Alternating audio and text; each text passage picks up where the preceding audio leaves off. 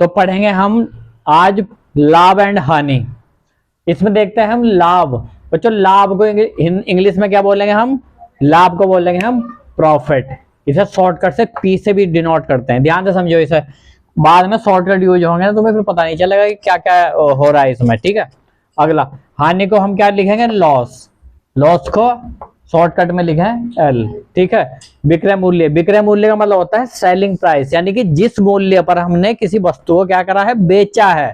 ठीक है, तो उसे शॉर्टकट में बोल लेंगे एसपी। और इसे हम इस तरीके से समझने की कोशिश करेंगे, यानी कि विक्रय मूल्य। विक्रय मूल्य यानी सेलिंग प्राइस, मतलब बे से विक्रय, बे से बेचना। ठीक है, बे से बेचना।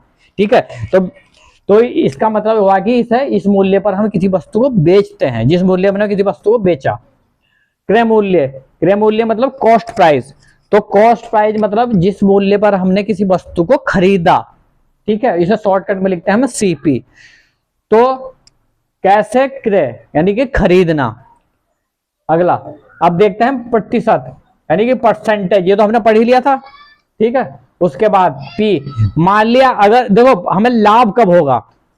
जब हमने कोई वस्तु ज्यादा मूल्य पर बेची जितने पर वो खरीदी थी। यानी कि सपोज दैट हमने कोई वस्तु कम मूल्य पर खरीदी और ज्यादा में बेच दी, तो हमें क्या होगा बच्चों? लाभ होगा। सपोज दैट हमने कोई पेन 5 रुपए का खरीदा। पेन कोई हमने 5 रुपए का खरीदा, उसे 10 रुपए में बेच दिया, तो 5 रुपए का हमें लाभ हुआ। यानी कि जिस मूल्य पर हमने वो बेचा माइनस जिस मूल्य पर वो हमने खरीदा था। तो ठीक है, तो प्रॉफिट कब होगा हमें? जबकि विक्रय मूल्य ज्यादा होगा। बात समझ में आ गई? उसके बाद हमें नुकसान कब होगा? लॉस कब होगा? मान लिया कोई वस्तु हमने खरीदी तो ज्यादा की थी लेकिन बेच वो कम में दी, तो हमें क्या होगा? लॉस होगा। ठीक है, तो उसे हम किससे डिनोट करते हैं? एल से। ठीक है, अब बात हम करते हैं कि सपोज दैट हमें कॉस्ट प्राइस दे रखा है, सेलिंग प्राइस दे रखा है और प्रॉफिट दे रखा है। उस केस में अगर हमें कॉस्ट प्राइस निकालना है तो सेलिंग प्राइस में से प्रॉफिट को माइनस कर दो, तो हमारा सीधा सीधा क्या आ जाएगा? कॉस्ट प्राइस आ जाएगा। बात क्लियर है? उसके बाद अगर हमें कॉस्ट प्राइस निकालना है जबकि सेलिंग प्राइस प्लस लॉस दे रखा हो, तो सेलिंग प्राइस में लॉस को जोड़ दो तो हमारा क्या आ जाएगा? कॉस्ट प्राइस हमारा आ जाएगा। क्लियर है? तो इस तरीके से हम इसे क्या करेंगे? इस तरीके से हम इसे कॉस्ट प्राइस को निकाल लेंगे। ठीक है, अब हम देखते हैं नेक्स्ट। ठीक है,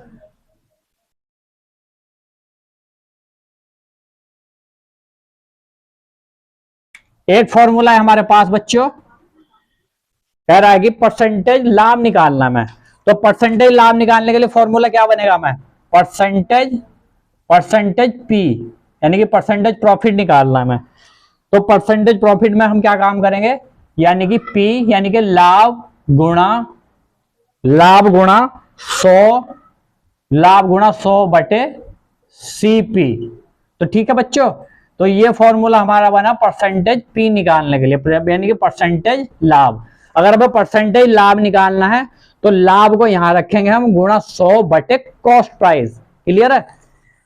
अब एक फॉर्मूला है हमारे पास, अगर हमें परसेंटेज लॉस निकालना है बच्चों, अगर हमें परसेंटेज लॉस निकालना है, परसेंटेज लॉस निकालने के लिए क्या करेंगे हम? लॉस गुणा 100 बटे सीपी। ठीक है बच्चों, तो इस तरीके से हम लॉस निकाल लेंगे। ठीक है, क्लियर हो गया? अब एक फॉर्मूला हमारे पास थोड़ा एक फॉर्मूला है हमारे पास,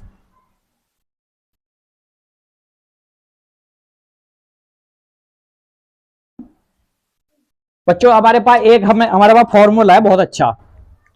तो इस फॉर्मूले को हम पढ़ेंगे।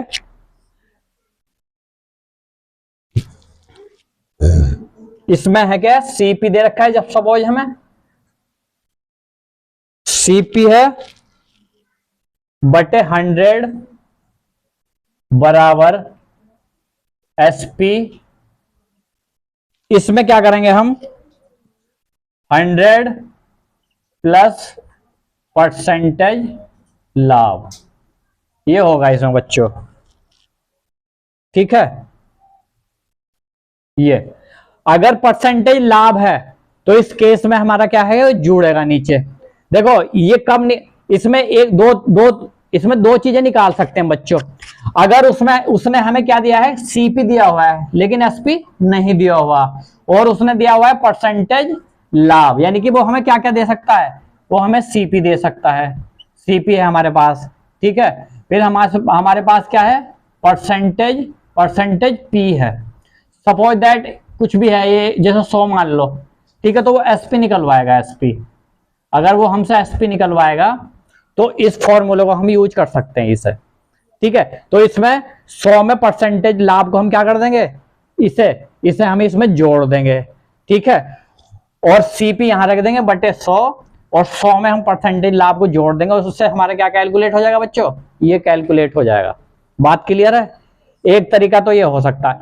इसमें अगर उसने सपोज दैट एसपी दे रखा है, मान लिया अगर वो एसपी देता है यहाँ पे 100 और वो सीपी निकलवाता है यहाँ पे हमें, ठीक है, तो इस केस में हम यहाँ पे सीपी भी निकाल सकते हैं इससे, यानी कि इससे हमारा सीपी भी निकल जाएगा, एसपी भी निकल जाएगा, जब हमें परसेंटेज लाभ दे रखा हो, परसेंटेज लाभ दे रखा हो, ठीक है। जब उसने हमें क्या दे रखा हो, परसेंटेज प्रॉफिट परसेंटेज में दे रखा हो, यानी कि हमें क्या दे रखा हो, परसेंटेज लाभ दे रखा हो, ठीक है, या पी दे रखा हो परसेंटेज में, जो भी है। अगर सपोज दैट जैसे कि कह सकते हैं हम इसे ऐसे मान लो, पी इक्वल्स टू जैसे 2% दे रखा हो हमें, तो ठीक है, तो फिर इस जगह पे ये जुड़ जाएगा, यानी कि यहाँ पे जुड़ेगा।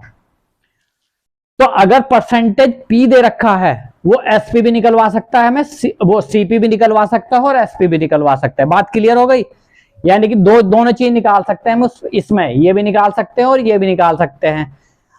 वो अगर ये निकलवाएगा तो ये चीज देगा, और अगर ये निकलवाएगा तो ये चीज देगा, ठीक है, क्लियर है। उसके बाद एक फॉर्मूला है हमारे पास, सीपी बटे 100 equals to SP 100 minus percentage loss. इस केस में क्या होगा बच्चों, बस इस जगह पर वो क्या दे देगा, वो यहां पर लॉस दे देगा बस।